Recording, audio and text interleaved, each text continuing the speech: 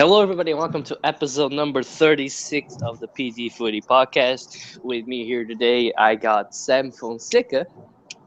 Hello. I don't know why the second name was necessary, but that's fine. I just decided to shake it up a bit. Zach.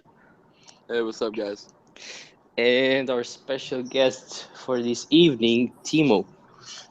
What's going on, guys? All right, so by the request of Kevin, I need to mention the Twitter poll of the beards. Timo, you won the poll. As if anybody needed to know that. Kevin just wanted to know your thoughts on it. I agree with that poll, by the way. I would love to know how Kevin included himself when he doesn't even have a beard. Kevin's beard is Nobody ever special. mentioned patches. It said beard. He doesn't have a beard. Really? I know. It's crazy. I thought that was quite funny. So Zach, you know who Paul Pierce is, obviously. Yeah, of course. I mean, he knocked out. Yeah. Now picture a white Paul Pierce. And I'm dead serious. I'll get a picture and I'll put it up on Twitter later if you want. Start another poll. Who wore the patches better? Who wore it better? Yeah. Oh my god. Shit, I'll pull over and do it now. Go ahead. Oh, this is crazy. Oh my god. You're not going to get this anywhere else where Timo pulls over on purpose to make fun of Kevin. Yeah. This is the classic. Oh, this is a great start. Holy. All right, so we're gonna kick it off with Sporting today. Obviously, the game that isn't really that much to talk about. Sporting BG won 1-0 thanks to Alan Ruiz. The Alan Ruiz redemption story. With Rui Patrício in goal, Schelotto, Coates, Paulo Oliveira, and Jefferson across the back. William Carvalho and Adrian Silva in the midfield, with Gelson and Bruno Cesar on the wings, Bas Dost and Alan Ruiz up front. Sam, I didn't watch the game. I saw the highlights, and Patrício was on fire. He was, and I need to apologise to the man. On his birthday of all days, I said he should have been dropped, and then he goes and proves me wrong with that performance. So I apologise to you, Rui. You should never be dropped. I'll say that. But yeah, the other player that impressed me a lot was Paulo Oliveira. I think he was a quality centre-back in that game, and maybe better than Semedo should start instead of Semedo now. Wow. Controversial, but very controversial. Not controversial at all. By far one of the best. Wouldn't you? Why not just bench Coates then? I mean, I think Semedo is better than Coates. I would have to say Coates is our best centre-back. Probably. Wow. I mean, maybe this season, but I think Oliveira's been solid whenever he's played. I mean, it's but he should get more opportunities. Yeah, I think Semedo's too young as well. We've seen he's a liability on a yellow card, and that immaturity he has as well. Not good enough concentrating, honestly. Yeah, and Alan Ruiz, you referred to it, the redemption story. It looks like it. Yeah, he's not making me. He's made me eat some of my words, but not all of them yet. He's like I said, still not worth 10 million. No. Yeah. So if he continues this form, not scoring every game, obviously, but just having an impact on the game, then I'll say he's worth the money at the end of the season. But yeah, and I said this to you and Kevin before as well, that it's not the prettiest performance, but 3 points is 3 points, and a much needed 3 points on our end as well. So, and if you don't mind, one more thing. Yeah, go ahead. Bas Dost was very quiet that game, which is unlike him, but he strike has a bad day. Struggles against Porto. He just struggles against Porto. Yeah, well. He did. He did show up in that game. Though he was, I mean, you gotta come on. Let us know a player or two that impressed you well. I mean, I'd guess Gil Dias probably impressed you. But did anybody else catch your eye? Like, why were they like so good because they created several chances. Like, I mean, it wasn't a one-sided game in any way whatsoever. Patricia had to make some big saves. Why did that happen? I just think they were really good on the counter-attack. They always kept catching us out by surprise. And like you said, Shield on loan from Monaco, I believe, had a very good game against us. I also thought their keeper, who I literally forgot the name, I literally had it in my head before we started. But if you know the name of the goalkeeper, he was pretty solid for them in goal.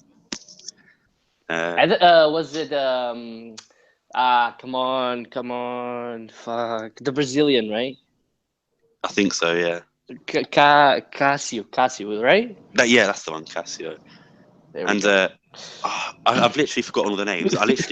I was talking the centre mid, Tarantini. Is that his name? Yeah, Tarantini. Yeah. I thought he played very well as well. Mm-hmm. Yeah, he's instrumental on their counter attacks. All right, so it wasn't a boring game in any way, shape, or form, was it, Sam? It wasn't a boring game, but it wasn't the best performance from us. Yeah, but I was trying to get it from like a neutral position. No. Yeah. So it was an exciting game. Patricio definitely man of the match, and on his 400th appearance as well, no less. And on a week he had as well, celebrating his birthday, his 400th appearance, and a man of the match performance. So I'd say that's a decent enough birthday present for the man. I mean, it could be better. He could be Paul Lopes with 2 games and 2 titles. So I think Patricio would rather play, but and have hair for that matter. It's like 27, 28, is it? Yeah, 28, I think. Mm-hmm. And also, the thing we haven't mentioned yet is about Adrian's injury, the captain. Oh, yeah. Which is very devastating to our side. Yeah. Which a lot of Sporting, Benfica and Porto fans know. As soon as he got injured the first half of the season, that's where our downfall started. So whether the same happened again, and the replacements as well. There's been some rumours going around. Ryan Gould. It's not Gerald. It's not Gerald. It's according to Peter. No, it wasn't me. I can't recall what newspaper said it that JJ saw Geraldo more as a left back or right back rather than. I think I saw an Ojogo one as well today or yesterday saying that he is an option for the midfield. I know, which was weird because I had literally just seen that a couple of days ago. So I mean, I guess it got controversial reports. So I would love to see Gould play there, but let's be honest, it's going to be Paulinho. No way. Yeah, it's going to be Paulinho. Yeah. So, yeah. You want to talk about 8 weeks, right? Yeah, 8 weeks. 6 to 8 weeks. Yeah. Well, what was it?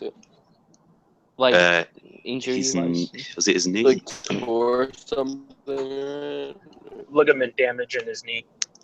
He got stuck by what's the centre mid? Tarantini?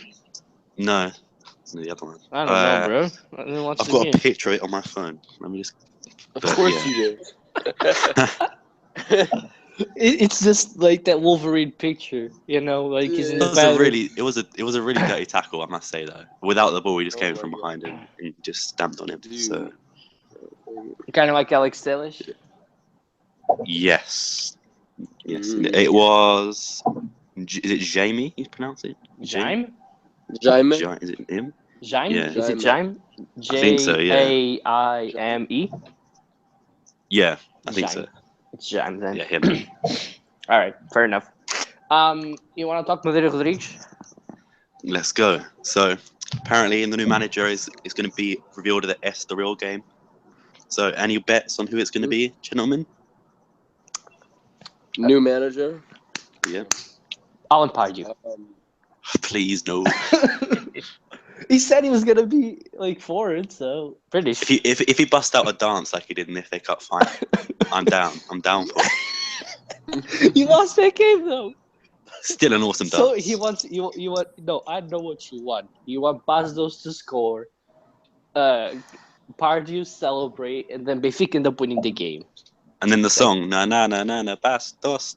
Can't forget about that one. The best chant in all of history. That's right. So my bet was actually on was either Figo. I saw the rumor going on. I would love it to be Figo. No, don't even. Alex, friend of the podcast, said Davidson Mao. No, Jorge Simon, bro. Oh yeah, what the fuck? Yes, that's the one. Never mind. That was a good shout. I don't think it's gonna happen, though. Zach, your opinion? Damn. I mean, just like, I don't know. I think it'd be more interesting to discuss who will be the replacement for Adrian personally, but I mean, I would probably say Sima too. You can go with that dream replacement if you want as well. That's just fine.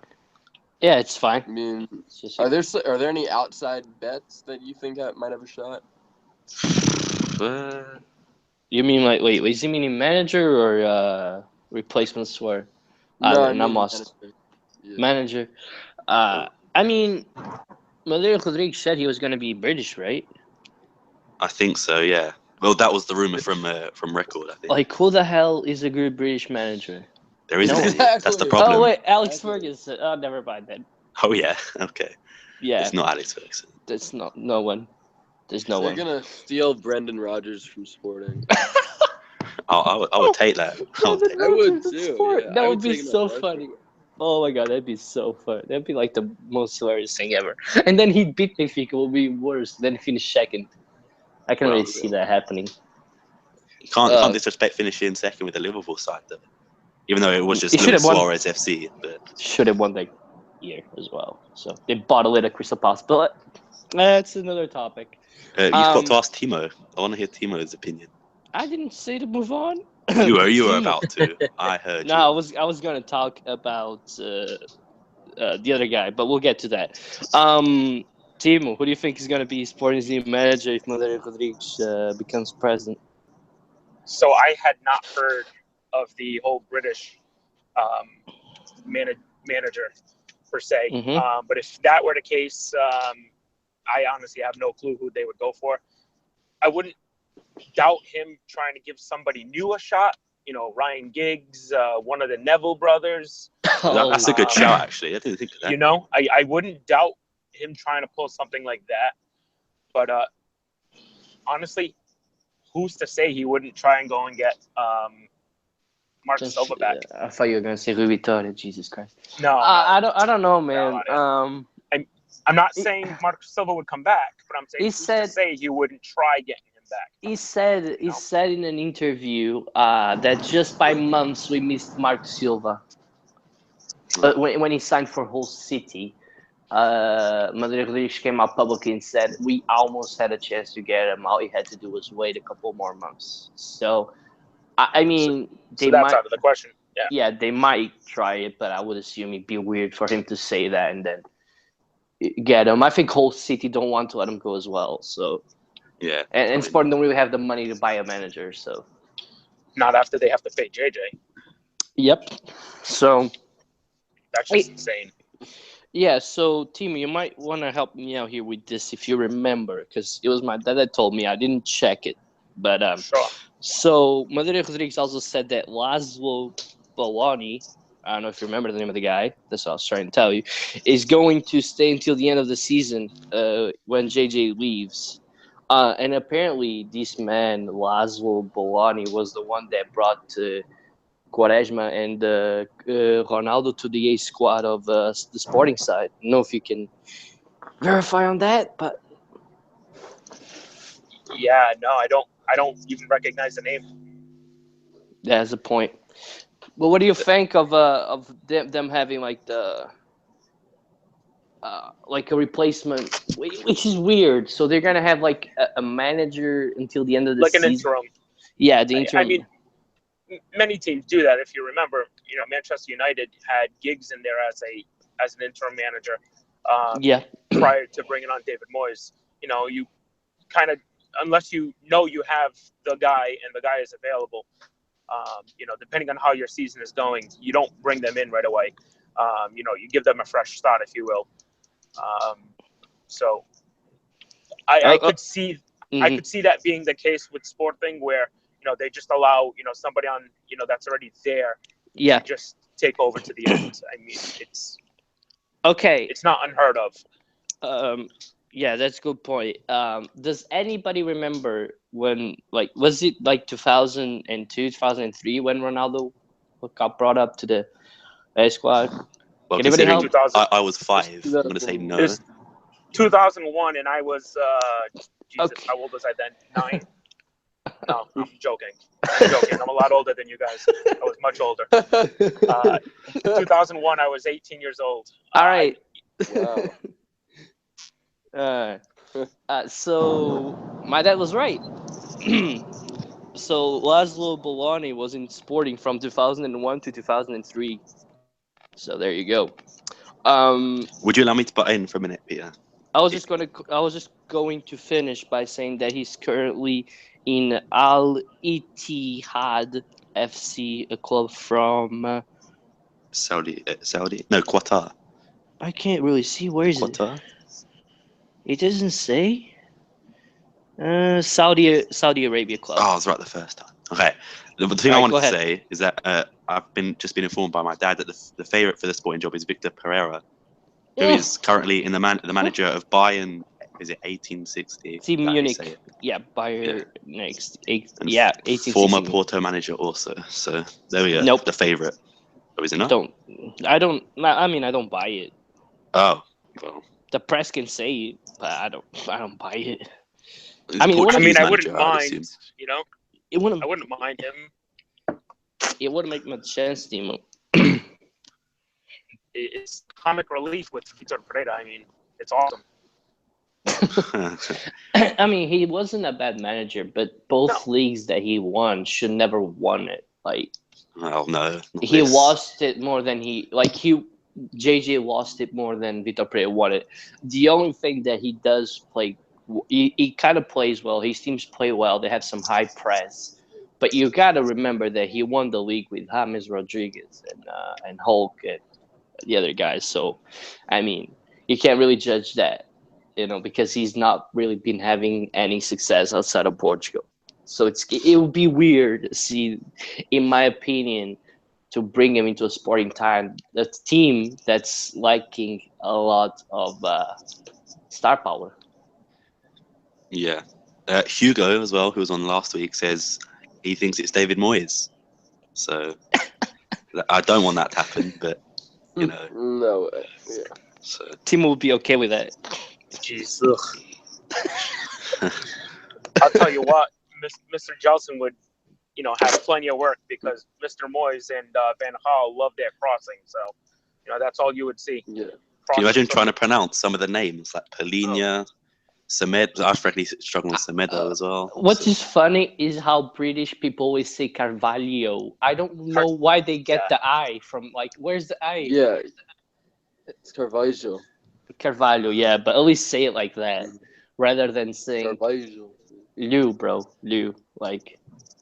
It's like an LY sound for us Americans. So the LH kind of makes it like a LY kind of sound. It's Carvalho, Carvalho. Carvalho. Yeah, there you go. Just say it like that. Like you're saying yo at the end. Carvalho. But it's better than saying Carvalho. I don't know what to get the I, but whatever. Says the point.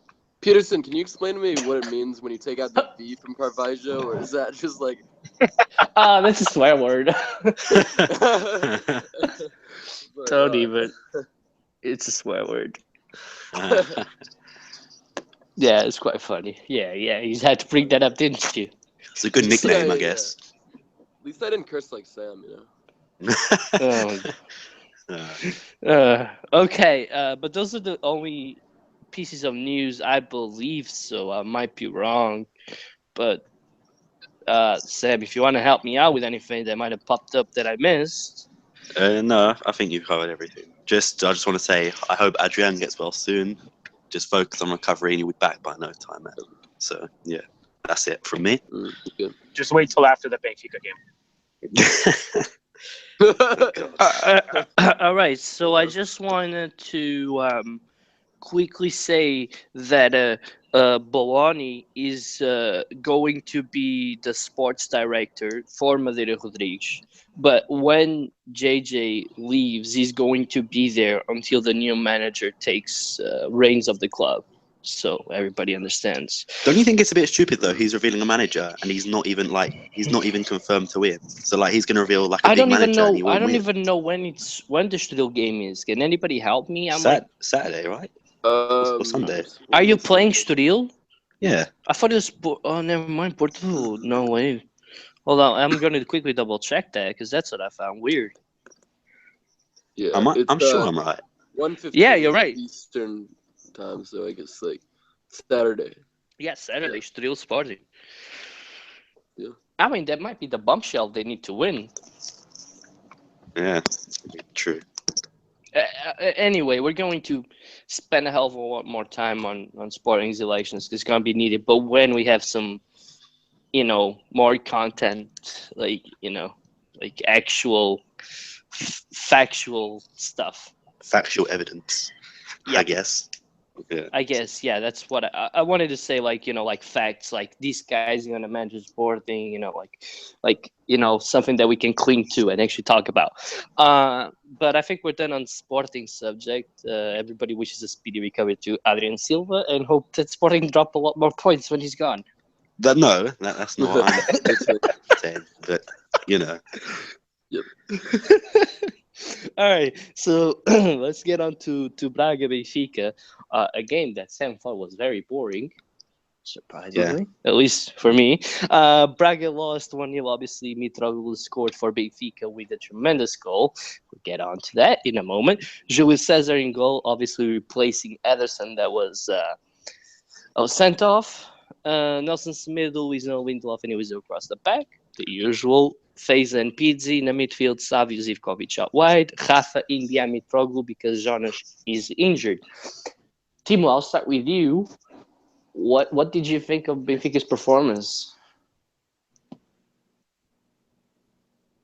Yeah. That's what he thought of it. A lot of quiet. Okay, so we'll move on to Zach then first. All right. Oh, wait, is he back? I'm here. Yeah. Okay. Yeah, go, Timo. All right. So what did I think of the game? So, I'll preface it by saying I didn't watch the first half. I was busy coaching some U8 teams that I coach. And then I got home at halftime, watched the second half. In that time, while I was waiting for the second half to start, I kind of was, flipping through my timeline on Twitter. And all I kept seeing was how Braga was all over Benfica. They had so many more chances. Benfica didn't have any opportunities. Nobody's ever seen this Braga play like this against Benfica, blah, blah, blah, whatever. So I'll preface it by saying that. Last night I watched the first half, and I didn't get the same picture that most of the people were saying on Twitter. While I did see a Braga that was determined to win every single free or loose ball, I really don't think much of their chances really materialized to anything other than the ball that hit the post. The ball that hit the post, and then there was the one shot that went wide. There was one that Julio Cesar saved, but I want to say was it the Semedo got faked off his feet. I think it was Font. Semedo got faked off of his feet. Whatever, he slipped, maybe he slid or whatever, and I think it was Font, and he cut back to his right foot and he put it around in between Luizão. He tried to. But I mean, it was an easy ball. I don't even think Julio Cesar came off his feet. He kind of just caught the ball, palmed it down to the pitch, and he picked it up. Caught it on the bounce. Yeah. That's really all I saw in the first half. Talk about the Mitroglou stuff, and says that in the Salvio, do you not agree with the calls? What do you think? Like that. It's in the first half, so I don't want to put the ref on notice. I'm just asking you your opinion. No. And again, I read a lot of people on Twitter saying it was clear offside. Obviously, that mostly came from the antis. Then I also saw some Benfiquistas that stated that it was offside. I think it was in line. It was in line with the foot. However, in real time. In real time, it's a hard call.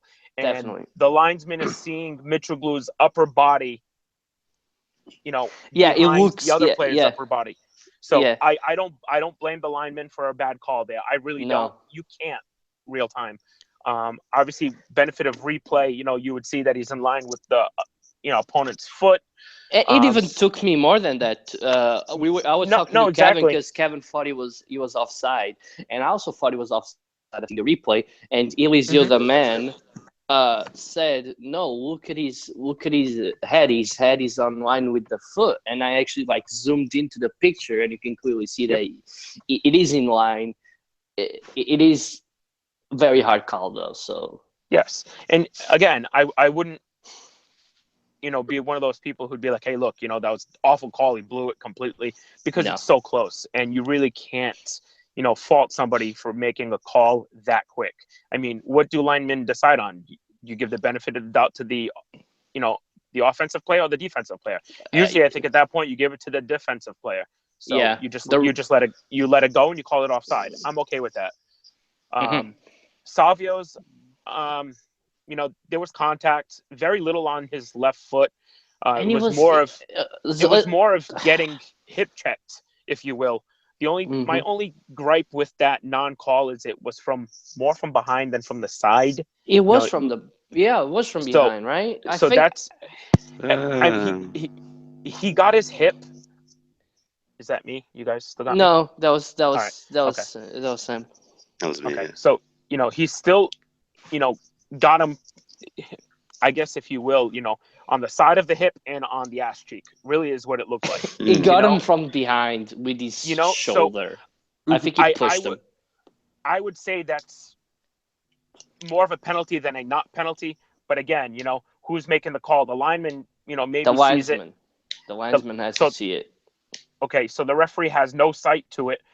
I think the referee maybe would see more of from behind. The lineman didn't. So again, it was a close call. I think Savio went down softly, and I really hate he when was players looking go down for soft. I don't think he was.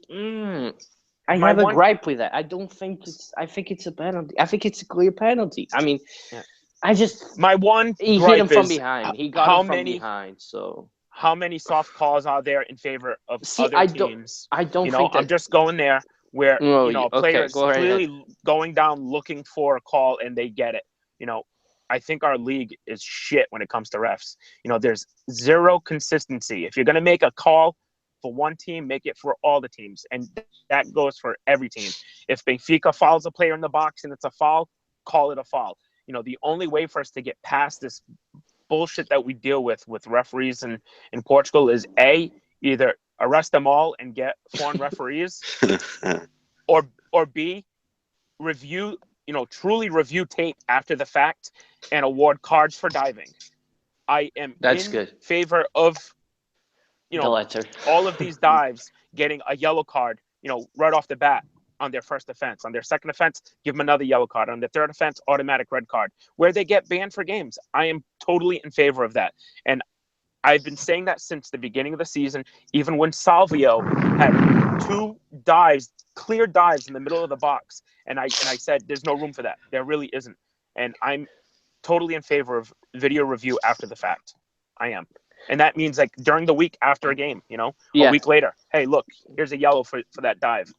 Boom. I have no issues with that. Okay. I agree.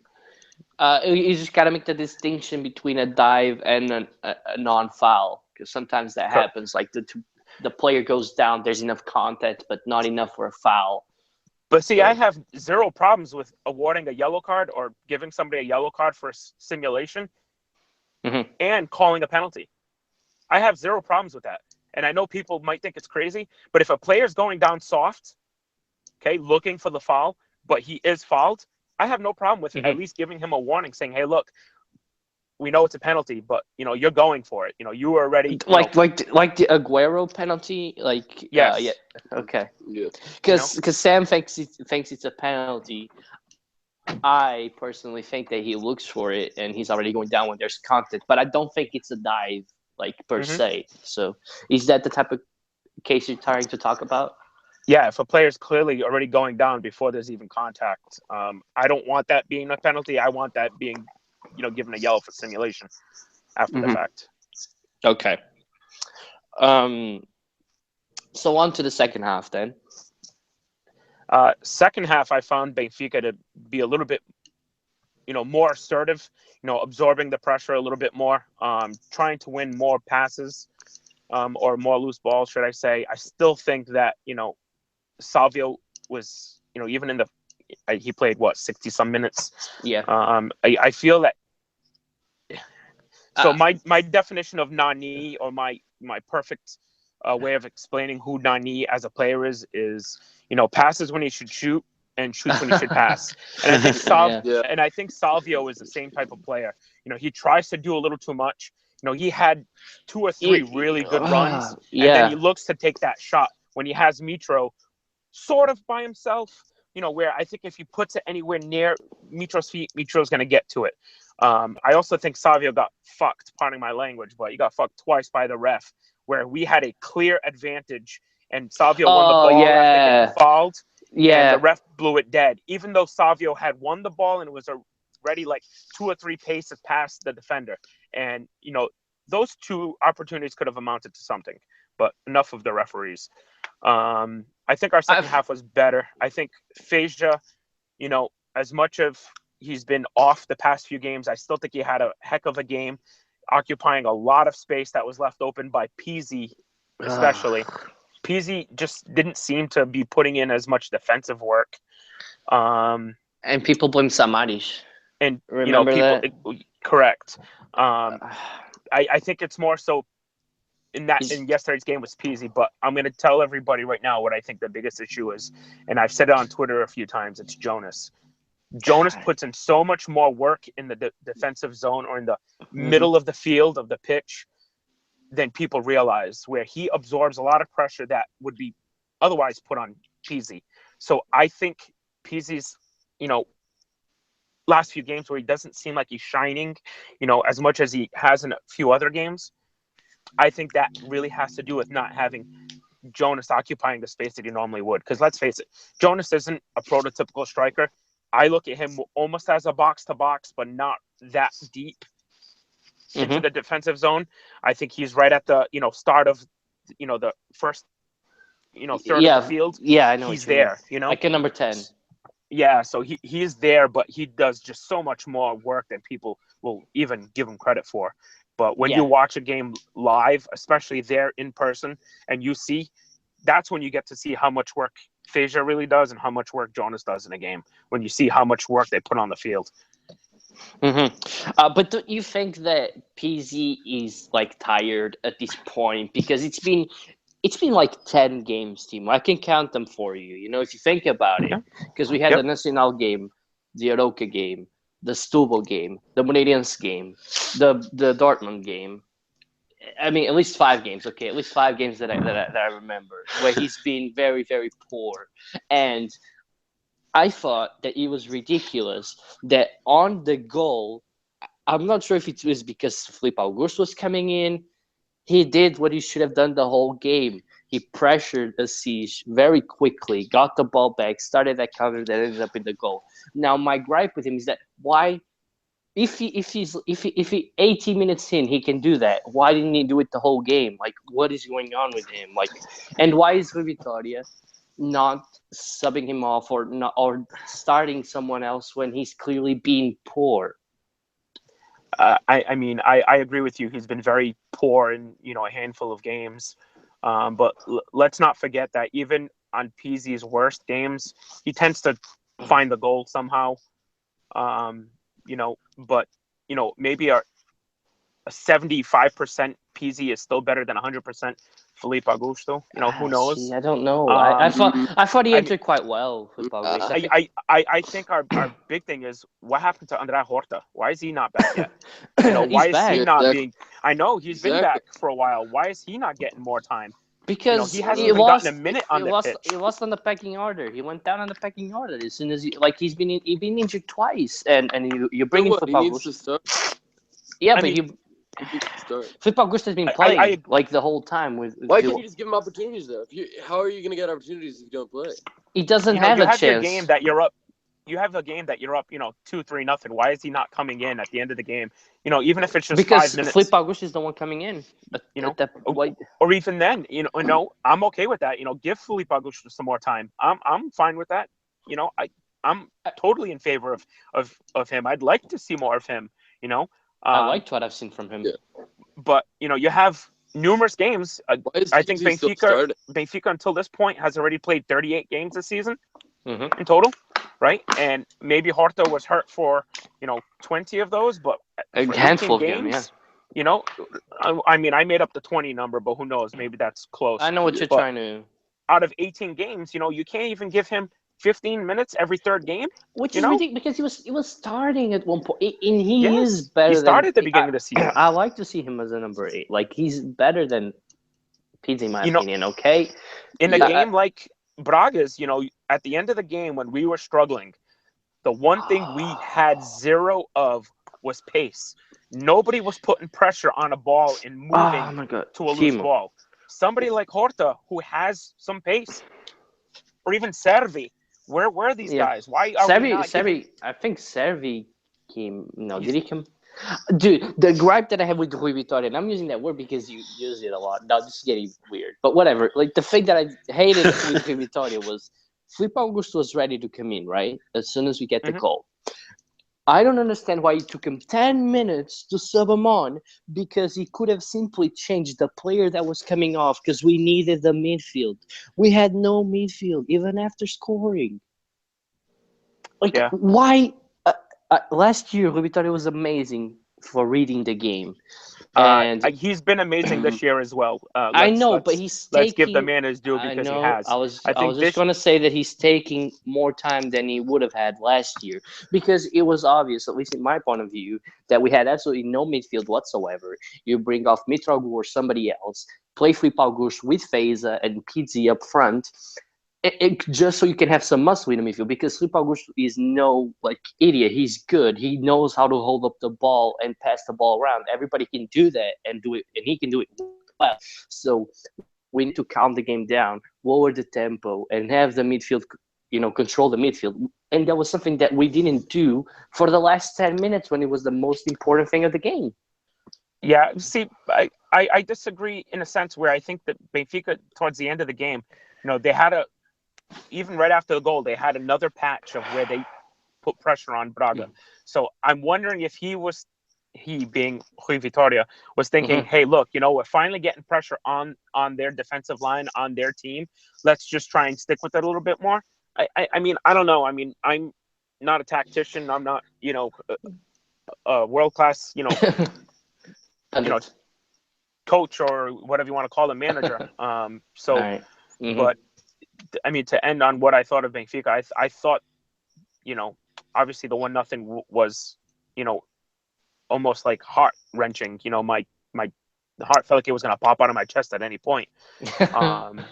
And Mitroglou, I think there was a little bit of luck in his goal.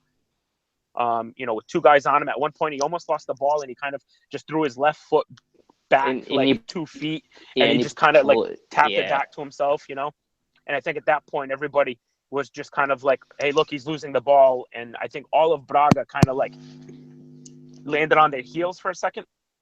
And then they were all flat-footed. And then that's when he just, boom, he pounced and he scored. Great on him. He's obviously been huge the last 14 games or so. And all of, all year long and all of last year, whatever you want to say. He's been excellent for us, really. Can't complain with the player. All right. Zach, is there anything you want to say about this game? I think that Andre Horta deserves to run on the team. He's young. He reminds me of Rui Costa a lot. I think he can be a much better player than PC if he gets playing time. So I would just give him some starts. I mean, you've had a tough schedule of late, of course, and I think you play Chaves next, right? Yeah. That's easier. But I just feel like PC's been kind of a weakness lately. So maybe, against Ferenc, I would definitely start him. Maybe even against Belenenses. I mean, we'll see if PC picks up this form, because he was atrocious against Dortmund as well. So I'm not even sure. I mean, I don't think he should have a guaranteed starting spot. Yeah. No, and that was something that I didn't like about Rui Vitória, is how Luizão, Salvio, and Pizzi seem to be his babies, the players that he really likes a lot and never drops. Hey, let's give Luizão a little bit of credit. He's actually been pretty decent lately. Luizão's been good. I was talking more earlier. Well, not exactly at this point. I thought he's been good. Especially against Dortmund. He was very good. I would still like to see Jardel come back because I think Lindelof has looked like shit since he's been pushed over to the left side. He's a right-sided player, and you can see it in how many times. And it happened again against Braga on one of the shots where you could see he got completely turned around. He's facing the defender left, and rather than put his right shoulder and turn counterclockwise, he actually turned completely the opposite way. So at one point he had his back to the defender. He's just not a left side of the field player, and you can tell. And I've been saying it since when Luizão first was on the side, and I'll continue to repeat it. He's just not a left-sided player, and there are numerous players that are like that. But Luizão over the past 4 games, I think he's been phenomenal. Okay. Yeah, that was better than what he was. Sam. I agree with everything Timo said, and I'd also like to say that agree with his point, saying that both the offside and the penalty decision, I wouldn't have been mad if they had been given anyway, because obviously they're very hard in real time. We get an image, but at the time the referee's going to get one shot. So, and also I thought the referee was really bad in letting advantage go in that game as well. It was constantly stops off stupid fouls. And not even fouls, just like a bit of contact, which is really unnecessary. And also, that assist guy, he loves to dive, doesn't he? He's flopping all over the place. The flop on the PG play. He won 8 fouls. He jumped so far. Yeah. I think it was Luizão pushed him over, and he just went flying. That guy won 8 fouls in that one game. 8 fouls, one player in that one game. Ridiculous. That was ridiculous. Sam, did you figure out that the hands don't count for offside now?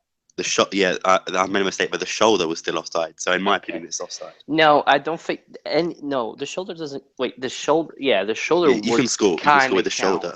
Yeah, it would kind of count, but that's the hardest thing. But the hands don't count. Yeah, exactly. The hands don't count. I made a mistake there, so my bad. Yeah, because he was saying a team. So yeah, okay. They don't need to know, Peter. I said. Okay. You guys figured it out. Well, Zach was there, to be fair. It's just Timo that needs to know. Yeah, I was gonna tell Timo. So that's fine. He figured it out, I think. He's not that dumb. He can read in between the lines. So let me just think about this stuff. I want to point out that Rafa. I think Rafa had a good game. I genuinely think he had a good game. I thought Zivkovic looked off several times. I think he made the wrong decision, but it happens. So he didn't have the best of games. Nelson Smith is absolutely tremendous, and I keep losing adjectives to talk about this guy because he's amazing.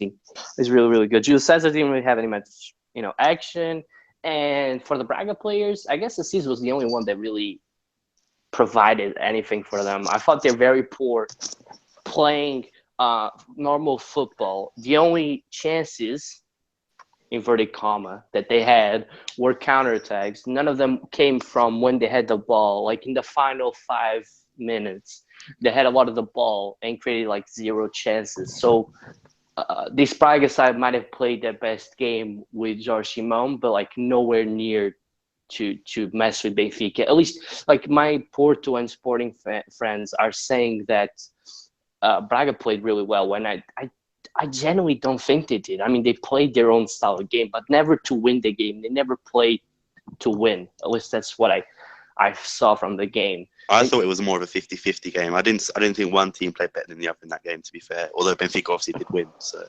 yeah, but I'm not saying but the thing is, I'm not saying that. I just think that Braga didn't play to win. That was basically my point. Because a lot of people say they did. I didn't think so. So I disagree with that. Yeah, it is what it is, bro. It's all right. It's your opinion. It's fine. It's mine. So yeah. So that's it, really. All right. So one thing that I wanted to talk about before moving on to Porto, and I think this is quite relevant coming from the Mitroglou rumors. Obviously, we're not going to get into it again because we got into it on Twitter with everybody but Zach.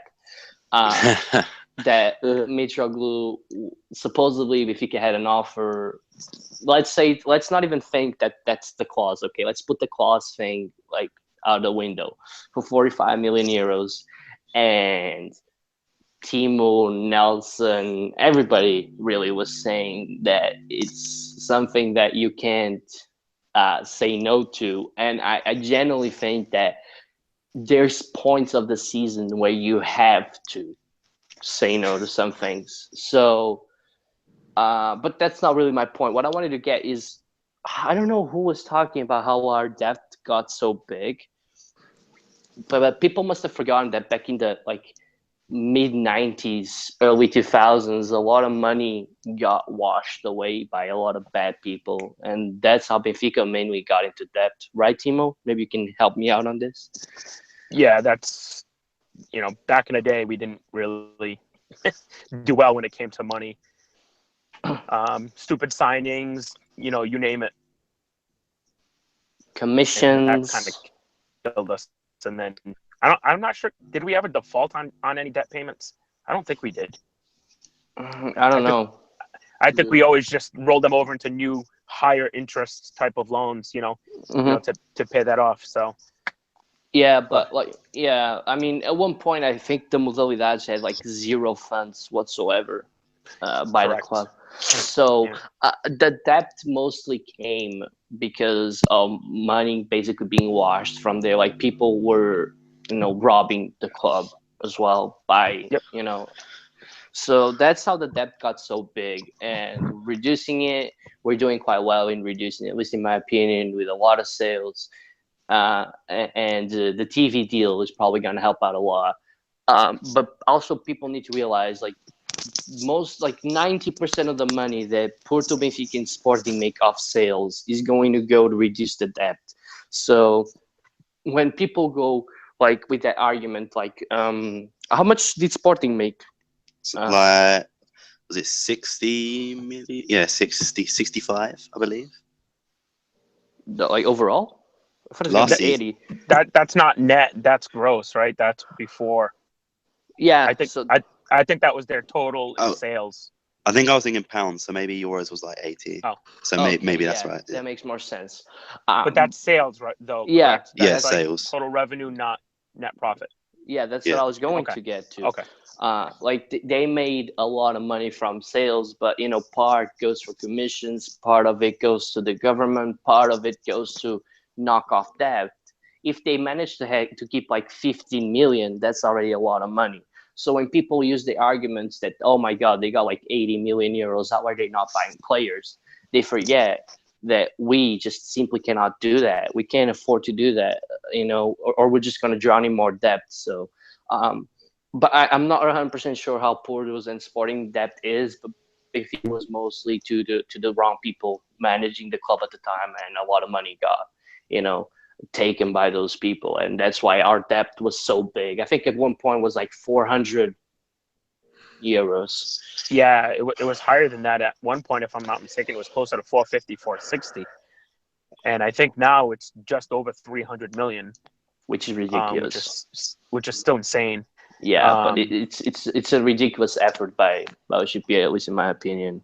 Yeah, agreed. So, but yeah.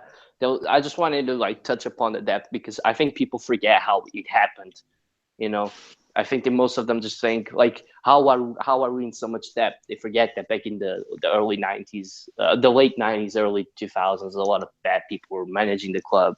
Just saw how it was happening with Sporting, and since Bruno Carvalho took over, that completely changed. So that was the sort of thing that was happening. At one point, I think Benfica were in that. The same thing that Sporting were a couple of years ago was a financial something. I don't remember what it was. The fair play. No, I'm talking about they got to a point where the debt was so big that they were financially broke. Is that the bankrupt? That would be bankrupt, but because they were that close, were they? Yep. At least I think so. At least I'm forgetting about the 90s, I think. Yeah, I'm forgetting about the Portuguese word. I was trying to translate it, but I'll if I remember it, I'll talk about it. That was falido? No, that's not. Yeah, but that's not what I'm trying to use a technical specific term. Word. Okay. Yeah, so it was. I can't remember it, but it doesn't matter. But basically, Benfica and Sporting were in very similar situations. So people forget that Benfica's that is so big. That was because a lot of bad people were running the club. That's just something I wanted to touch upon real quick. Although I might want to ask you guys real quick, do you think that this deal is going to go through? No. No. I don't think so.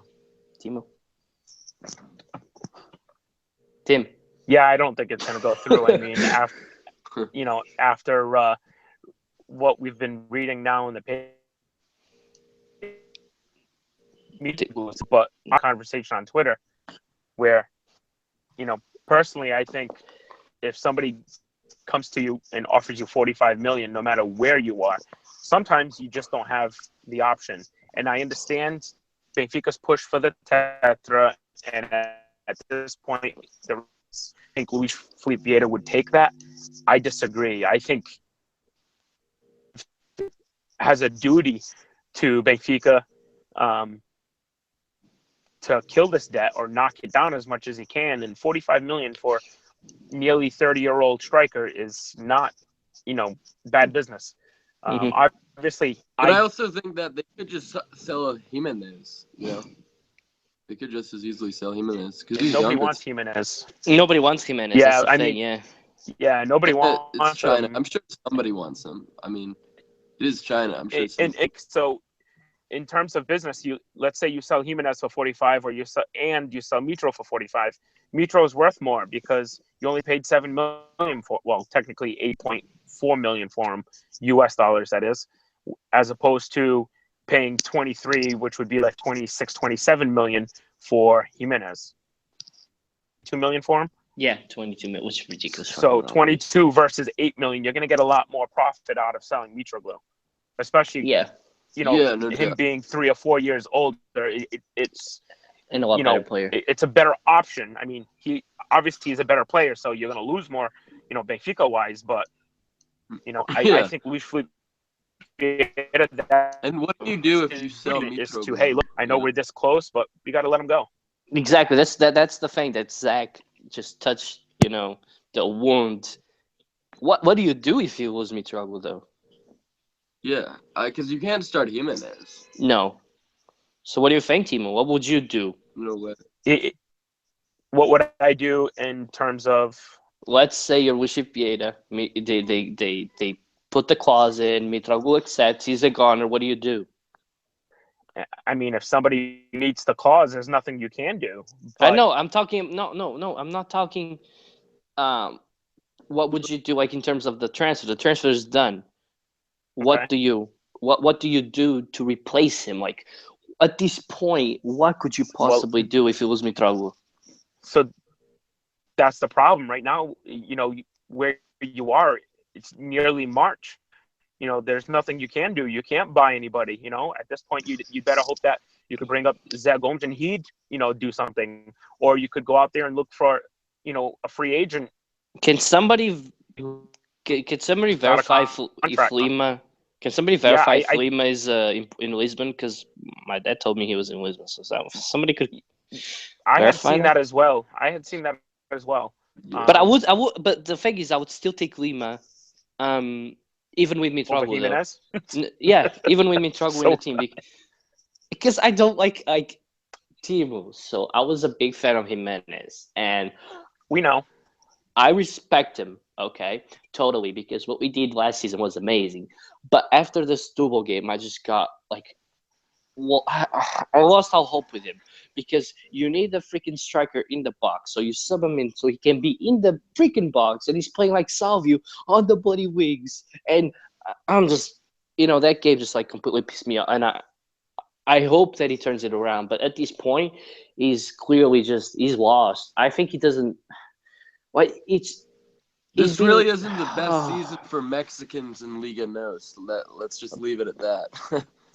Definitely not. Why? I thought Herrera had a great game against Benfica. Really? Against Benfica, yeah, it was tremendous. Maybe Alexandro. He did not impress me today. No, I didn't. So I couldn't tell you. I mean, yeah. Man, Jimenez, I get your point, Pete, but the way I look at him is he offers you something that Mitroglou does, which is an aggression at a ball and all that. So that I understand. I don't think he's the guy that's going to get you 20 plus goals a season. You can never play him. Yeah, you can never play him together with Jonas because they tend to roam around too much.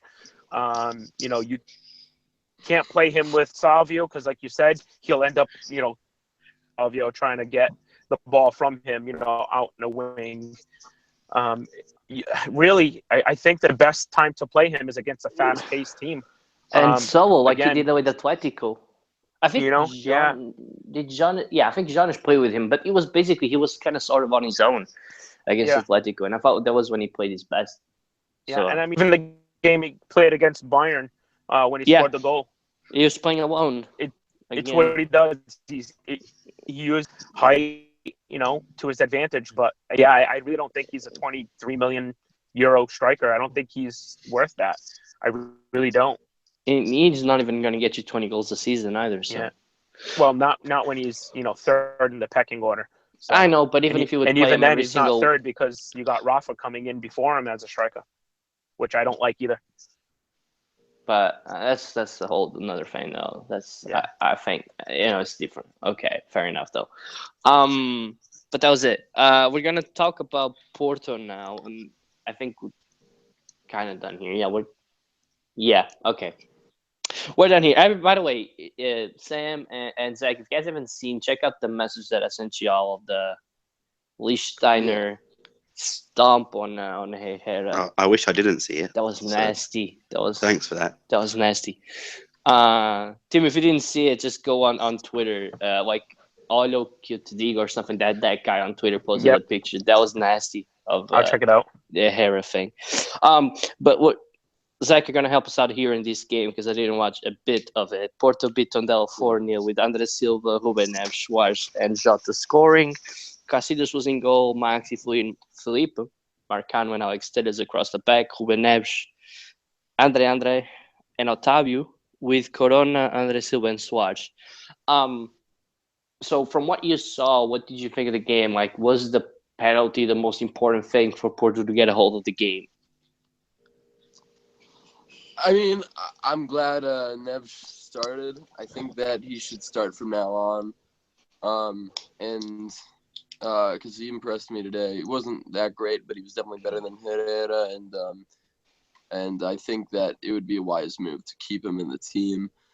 From what I saw in that game, I would say that, of course, Tiquinho offering so much to this Porto side, really keeping their title hopes alive and helping this team so much in his movement and just his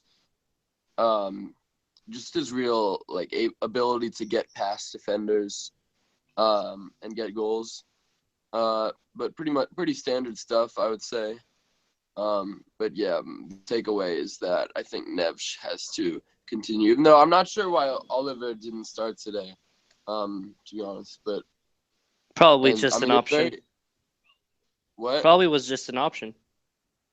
Well, I saw it was an interesting selection, honestly, because Oliver benched, Tegatito benched, Jota, that's so weird. Otávio benched for. Mm-hmm. I'm glad Neves started, but really, that was too fearful of an approach for me, honestly.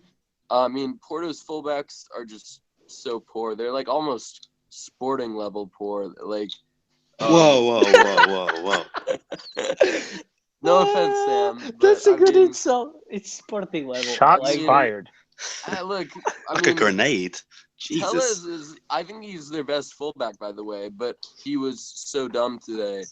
But yeah, they really need to, if they can, get back Ricardo Pereira, because he's been amazing for the past 2 seasons at Nice. And really, though, just they shot themselves in the foot with the red card, but I still think that Nuno was wrong to play Herrera. That was too defensive for me. I would have gone with Oliver or Otávio in midfield instead. and at the same time, I'm not sure if Tiquinho can really play a winger's role.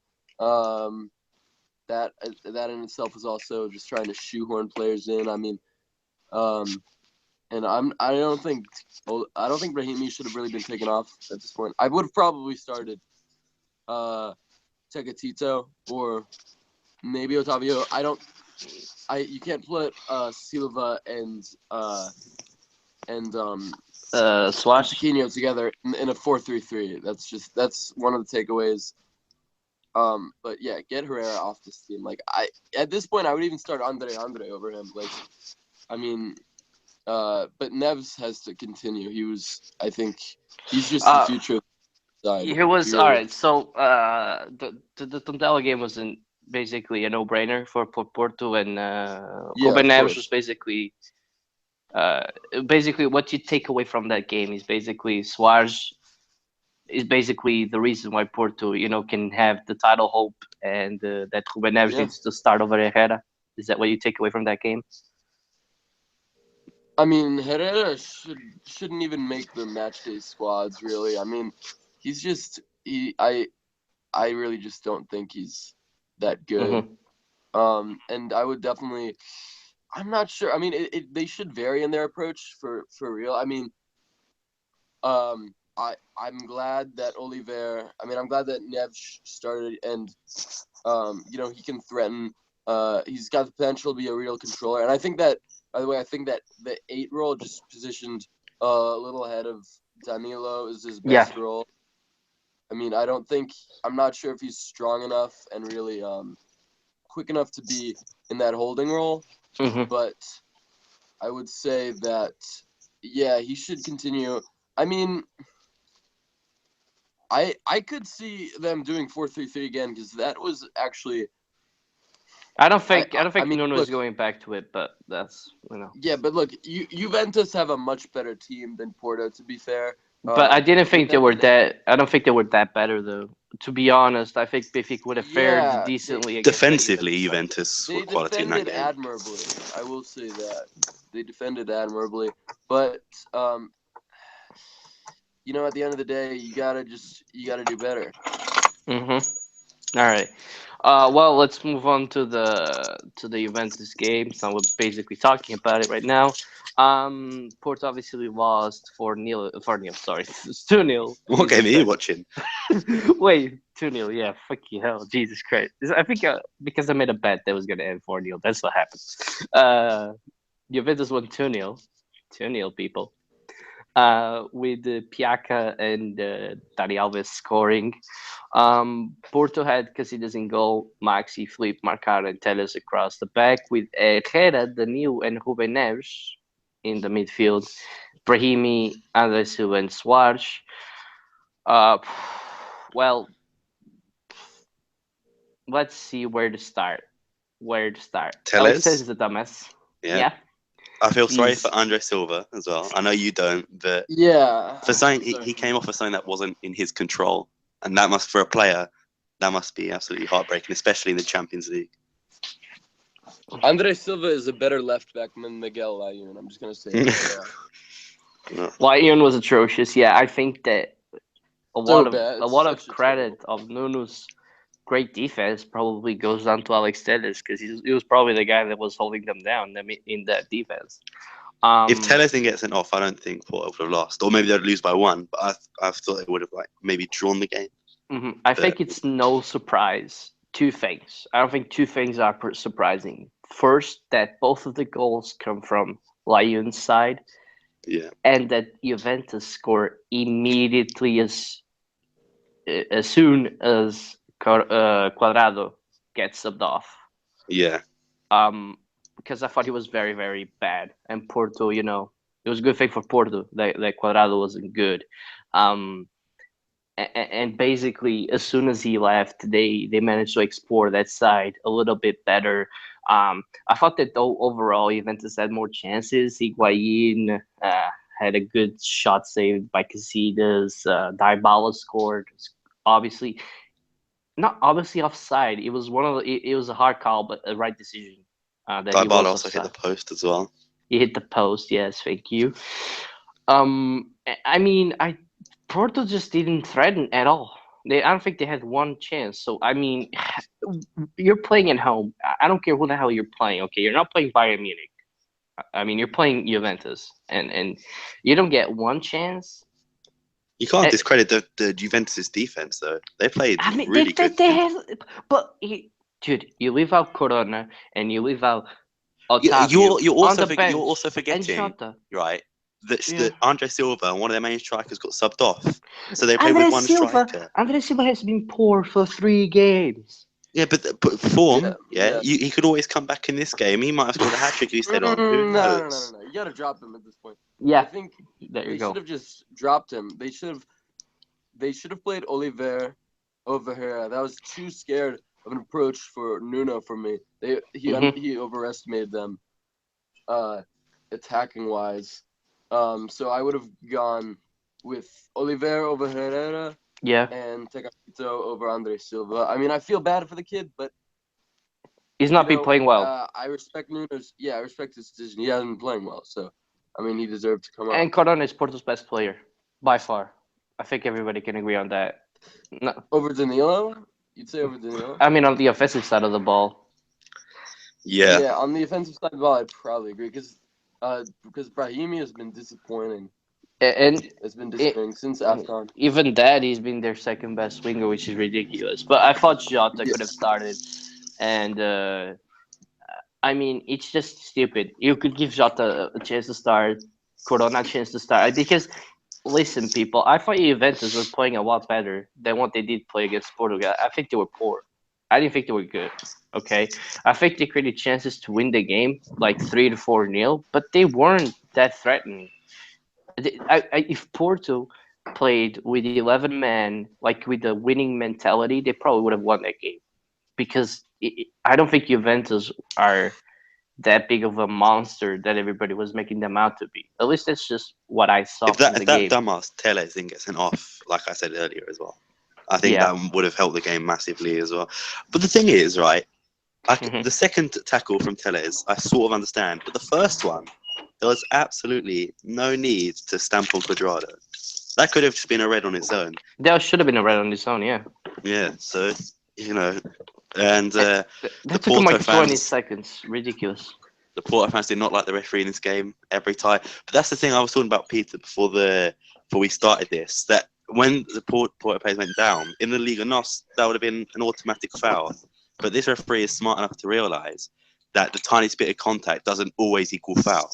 So, props to the referee, not liked by the Porto faithful, but it's that pressure that they like to ensure on the referee, because all those whistlings were just trying to destabilize the referee into making more home decisions, if you know what I mean, basically, So, but I didn't think this guy's a dumbass. He's like one of the worst referees I've ever seen, and he probably cost Benfica the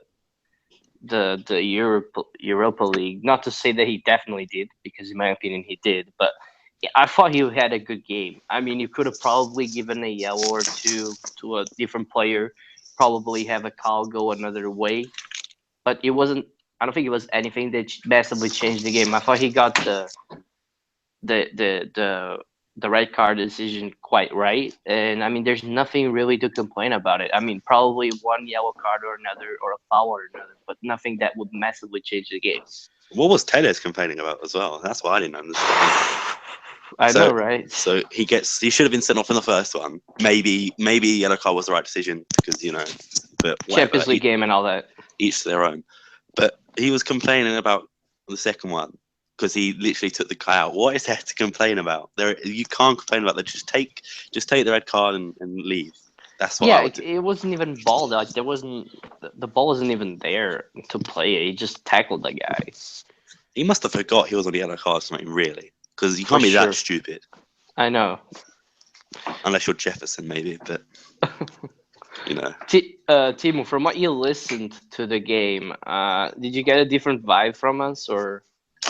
No, not at all. And I even caught the fouls that you're talking about, and the stamp from behind was just, to me, that would have been a red. That was very reckless.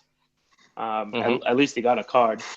But I would agree. And even on some of the points that Zach made with the player personnel, I think that's another thing that is happening right now at Porto, which I think is going to burn them. Is the lack of including a lot of good players that they do have, for others. Mainly Jota, Andrea. Why are these guys not getting more time? Ruben Neves, who's a player that I like. Andrea Silva, I understand he's in poor form, but he probably still is your best striker. So I can understand what. Yeah, I mean, he still is your best in the box striker, my opinion. What? Best penalty taker. Andre Silva, you take Andre Silva over Suarez inside the box? Yes, I would. Okay. Because Andre Silva's going to get a penalty. So you exactly. You take Jonas over Mitroglou inside the box? I would take Jonas over Mitroglou any day, anytime, anywhere. Okay. I would. I mean, I think Jonas is more apt at turning. I think he's a better shooter. I think he's got better feet. Mitroglou himself just uses his body a lot better. I think he's also skilled. I think people don't credit his feet enough, but that's besides the point, though. Who? Jonas? Mitroglou. No, I think Mitroglou's, he's not like what they call it, freaking hell in Portuguese. He's not flashy. What I'm talking about. Yeah, he's not flashy. He's not like a con. You know what I mean? He's not like Heather. He's got No. No, he's not a cone. But I also think, the difference between Mitroglou and Jonas is Mitroglou, uses his body a lot better than Jonas does. He's a stronger player in the box in terms of, taking contact and not going down, where he could, again, case in point with the goal that he scored against Braga. He could have gone down at one point, maybe there was contact on his leg and he could have gone down. But he held his ground and he, stood tall and he did what he does. But if I'm going to choose between the two of them, I don't care where you are on the pitch. I'm taking Jonas. Mm-hmm. All right. So, but you were talking about Andre Silva. Did you finish your point? Yeah, I'm good. Okay. I've had enough talking about Porto. Sorry. Does anybody think that what I'm about to say is stupid? Okay. Yes. Calm down. Go on. Does Dybala play style look like Jonas? No, that I am back to my point. You were stupid, so. You didn't think that? No. I think they were totally similar. Dybala has much more pace on the ball than Jonas. He's also 10 years or 12 years younger. Exactly. Okay? That's not the point you were making. You weren't talking about age. I'm just saying that I did not see a resemblance. Zach. Yeah. Did you hear my point? Yeah. Oh my god. Wait. He sounds like a pimp. All right, hold on. Say something. Me? Oh my god. Okay. I'm just going back to my point because I need to just say he's not that good. All right. I mean, what? I think Andre Silva. Oh. I just want to say. I don't think so either. Although I am impressed, like I've said when I saw him live, I think his movement off the ball is quite good. Yeah, I think Rui Pedro is a better prospect though. I didn't know. I don't watch Rui Pedro. Didn't watch any of him, so I can't really talk about it. But Zach, what do you think about Dybala Jonas comparison? Yeah. Does it fit? Is it stupid to think that they play similarly? I mean, Rui Pedro has better 1v1 skills. What the hell are you talking about? What are you smoking? I have no idea. Listen. Something good, evidently. Listen. Can you hear me? Yeah. I was asking you, how do you compare? Like, I compare Dybala's play style to Jonas' play style. How far am I? How off am I? Do you agree with me or do you disagree with me? I mean, look, Dybala plays a very deep role in which he tries to receive between the lines. Breaking lines, literally. I knew you were going to get that in there. Yeah, I had to bring it in.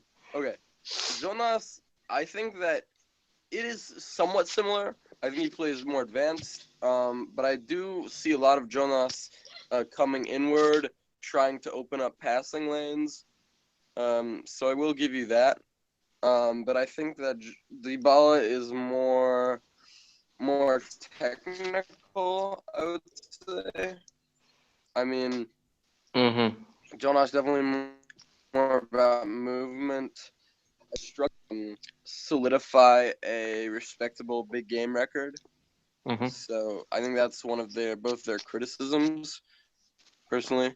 And Dybala, I think both still don't really know what their best position is. I mean, I think Dybala needs to score more. He's playing pretty deep right now. He's doing great, but he needs to get a goal.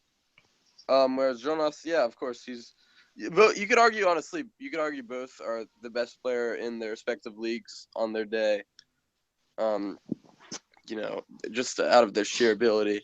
But I can see your point. Just playing more inverted, trying to come inwards and just open up some and I felt lanes. like both of them would go onto the outside, like on the wings, try and receive the ball, play it back. I just felt they were quite similar. So at least you kind of agree with me, which I'm happy about. So, I don't look like a total idiot now.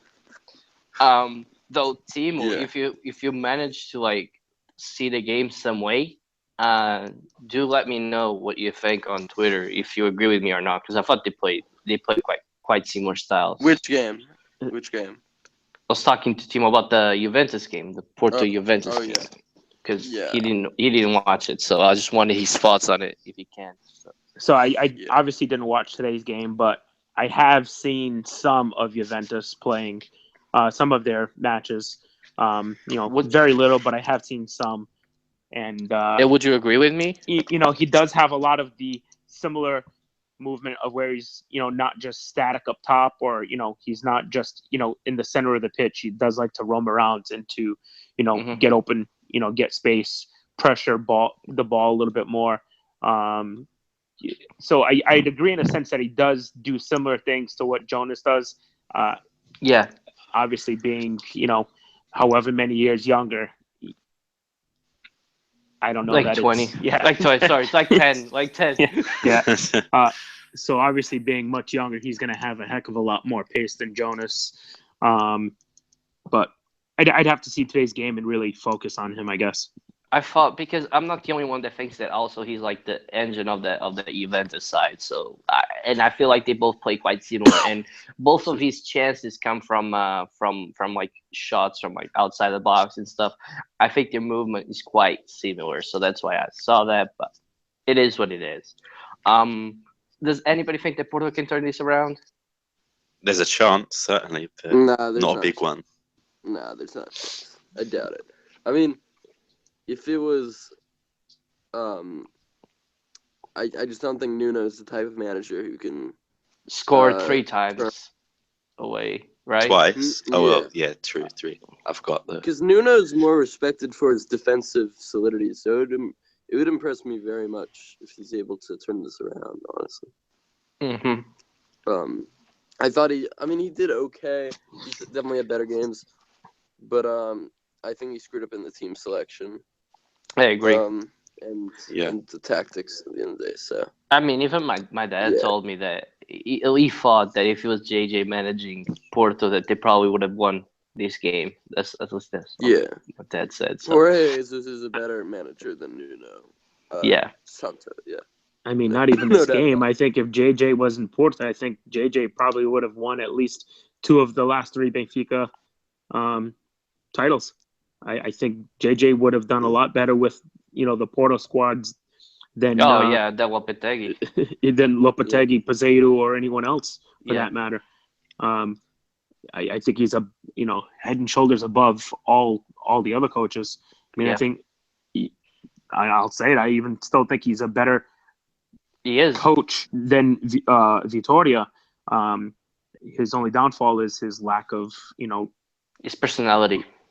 Well, other than that, is his lack of his. What the hell? What am I trying to say here? Lack of faith in youngsters. Is that you? Thank you. That's a perfect. That's not the word I was looking for, but that's good enough. His his lack of faith in playing youngsters, or even his trust in a youngster. Yeah. I agree. So nobody thinks that Porto can turn this around. Basically, there's a chance, but No, there won't. There is a chance. There's always a chance. The ball is round, the pitch is flat. It's 11 versus 11 most of the time. Well, usually. Unless Tellez gets it off again. Oh, he misses the next leg. Yeah. Well. Why you just get sent off 20 minutes in? The only thing is now you're not home. If this result happens, away and they're coming home, to the way they typically play at home, I would say there's a chance. But having now to head over to Italy and getting it done there, it's going to be totally different atmosphere. I think it's going to be difficult, but there is always a chance. All right, so we're going to move on to, and by the way, we're in the final 10 minutes, people, so just try and be more precise and, on the money with your opinions on this, all right?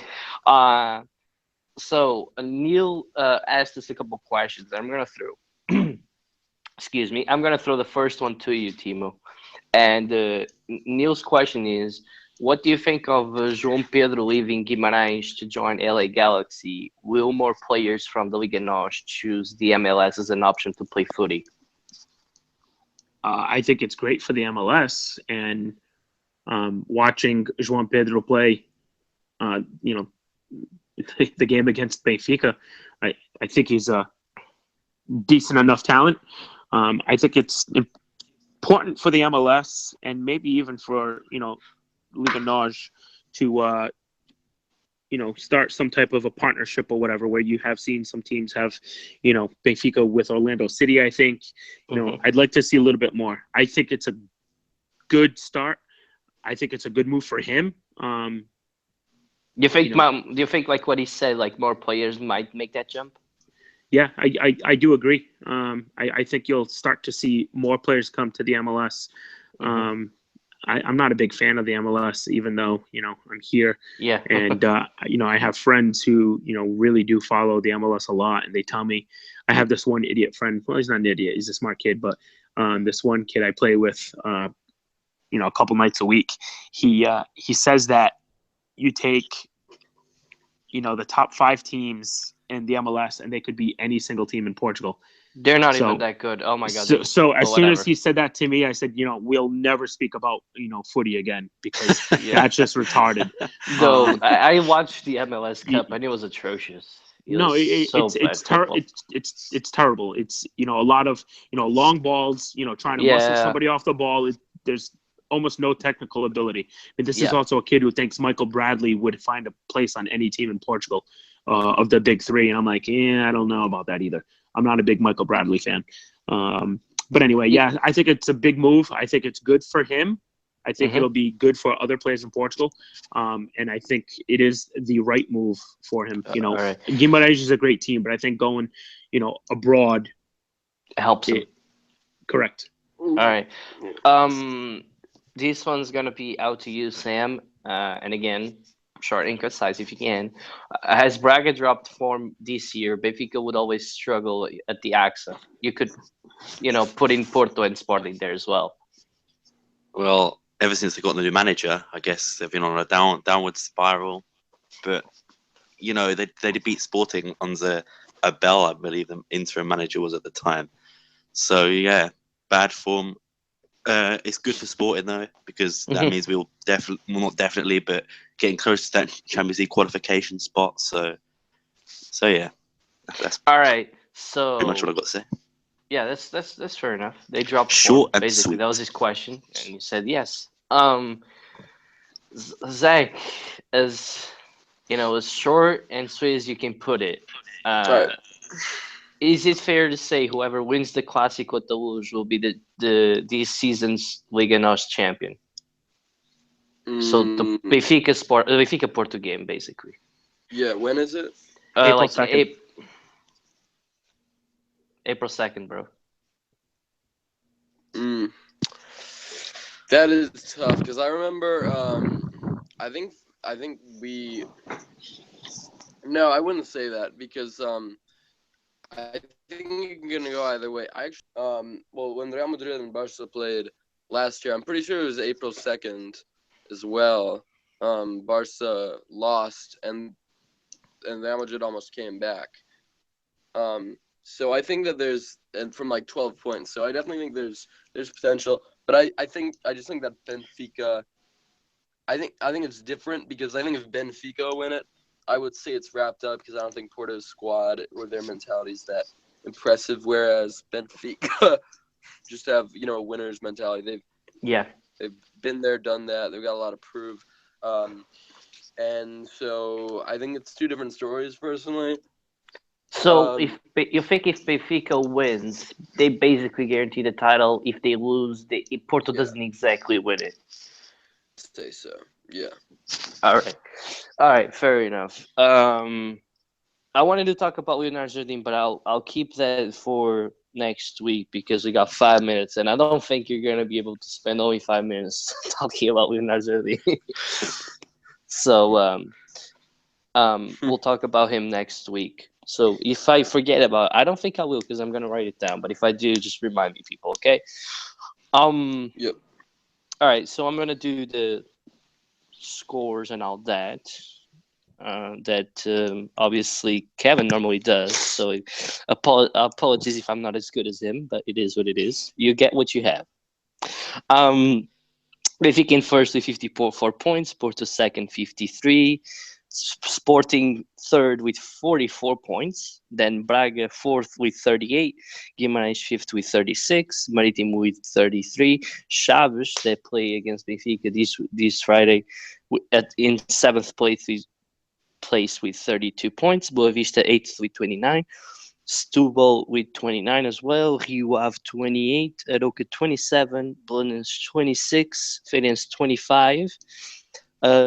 Passos de Ferreira 23, Estoril 20, Moreirense 19, Nacional and Tondela relegation zone, respectively 15 and 14 points.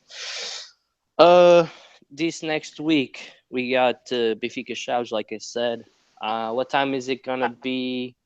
9, 8, 7, 6, 5, 4 p.m. 4 US. Eastern. Yep. Estoril is obviously going to play against Sporting.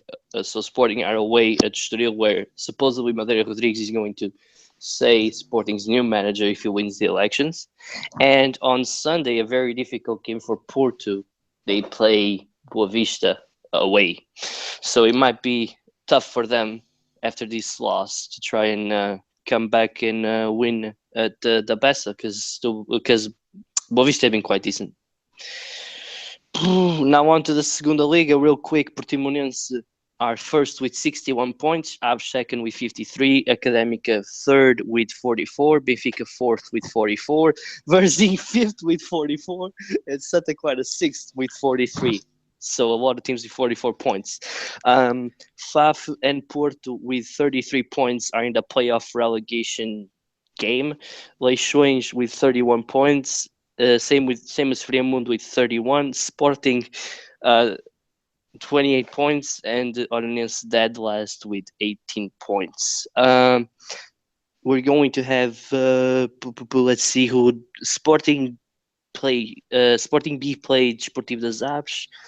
Porto play away to Covilhã that beat Portimonense this weekend, and Leixões plays against Benfica, and Santa Clara, for all you Azorians, plays against Vizela. So there you have it. Early matchup at 7:15 in the morning. Whew. My time. Great. I do want to point out that they're still in the fight. It's difficult, but they're still, they have a chance. They're 10 points behind second place, but anything can happen in this Segunda Liga. So, all you Azorians, just keep your fingers crossed. It might happen. Personally, we'll don't be care. Back. What? I personally don't care.